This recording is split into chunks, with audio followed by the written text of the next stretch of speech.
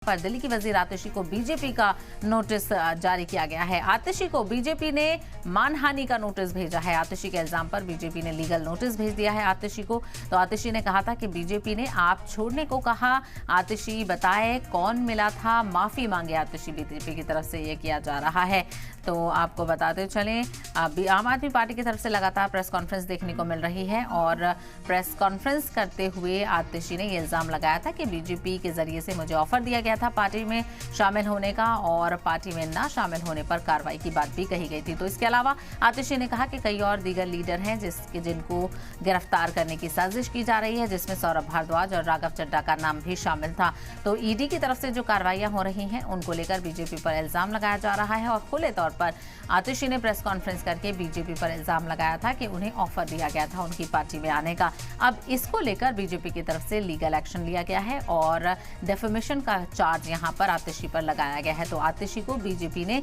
मानहानि का नोटिस भेजा है और इसी को लेकर ज्यादा जानकारी हासिल करते हैं। हमारे नुमाइंदे राहुल मिश्रा इस वक्त हमारे साथ जुड़ गए हैं। राहुल,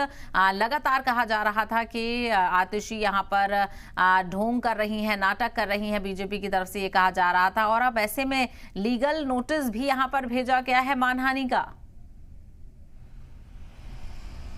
देखिए, कल ही जब प्रेस कॉन्फ्रेंस आतिशी की तरफ से प्रेस कॉन्फ्रेंस किया गया था, आतिशी ने भी प्रेस कॉन्फ्रेंस किया था, उसके बाद सौरभ भारद्वाज की तरफ से प्रेस कॉन्फ्रेंस किया गया था। आतिशी ने प्रेस कॉन्फ्रेंस में तमाम आरोप लगाए थे कि यहाँ पर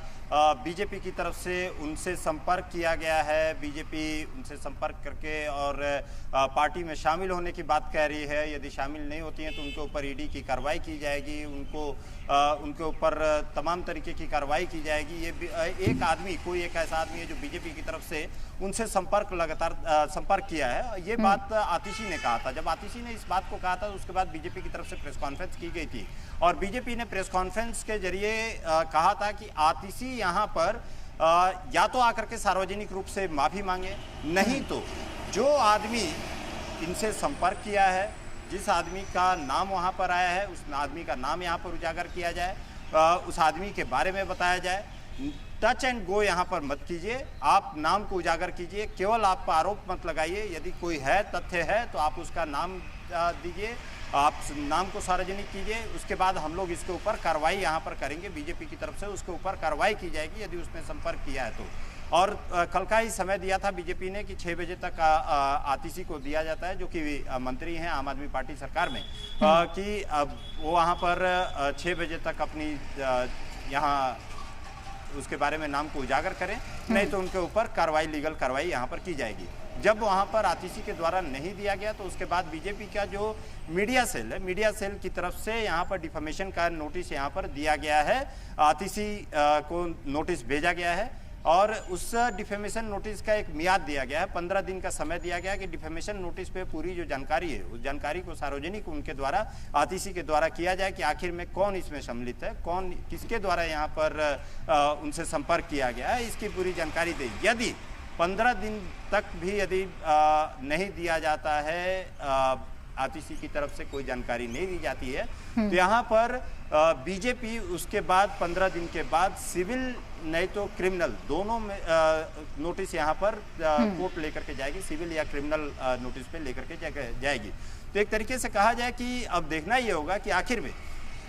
जो आतिशी हैं, आतिशी की तरफ से क्या यहाँ पर उसका जवाब दिया जाता है। हालांकि बीजेपी की तरफ से यहाँ पर डिफेमेशन नोटिस जरूर भेज दिया गया है और 15 दिन का यहाँ पर समय जरूर आतिशी को दिया गया है कि उसका पूरा का पूरा जवाब देने के लिए इंतजार करना होगा कि आखिर में आतिशी की तरफ से क्या यहाँ पर जवाब दिया जाता है। क्या उनके पास कोई नाम यहाँ पर है, किसी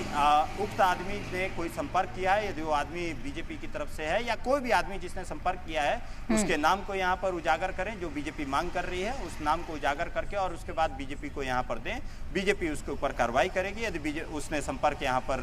किया है तो। इसलिए अब इंतजार करना होगा कि आतिशी की तरफ से अब क्या जवाब। बिल्कुल इंतजार यहाँ पर रहेगा क्योंकि जिस तरह से प्रेस कॉन्फ्रेंस करके आतिशी की तरफ से खुले तौर पर इल्जाम लगाया गया था, डेफेमेशन का मामला यहाँ पर आराम से बन जाता है क्योंकि जैसे ही ये इल्जाम लगाया गया, राहुल, हमने देखा था उसके बाद से बीजेपी कह रही थी कि आप सबूत दीजिए, आप किस बिना पे कह रहे हैं, आपको कौन मिला था वो आप बताएं, नहीं तो उसके बाद माफी मांगने की भी मोहलत यहाँ पर दी गई थी। ऐसे में क्या आम आदमी पार्टी की तरफ से किसी भी तरह का कोई रिएक्शन अभी इस मामले को लेकर आया है या फिर अभी आम आदमी पार्टी खामोश है?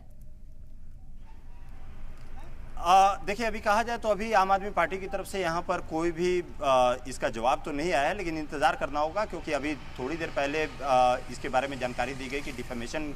नोटिस दिया गया है बीजेपी की तरफ से। लेकिन आपने एक बात सही कहा आपने कि डिफेमेशन का पूरी तरीके से यहाँ पर मामला बनता है यदि आप टच एंड गो केवल किया है आपने केवल बिना आधार के, बिना सबूत के यदि आपने किसी को मलाइन करने की कोशिश किया है, आपने किसी की छवि को, तो यहाँ पर डिफेमेशन का नोटिस बनता है और डिफेमेशन का नोटिस इसी कारण से बीजेपी की तरफ से दिया गया है।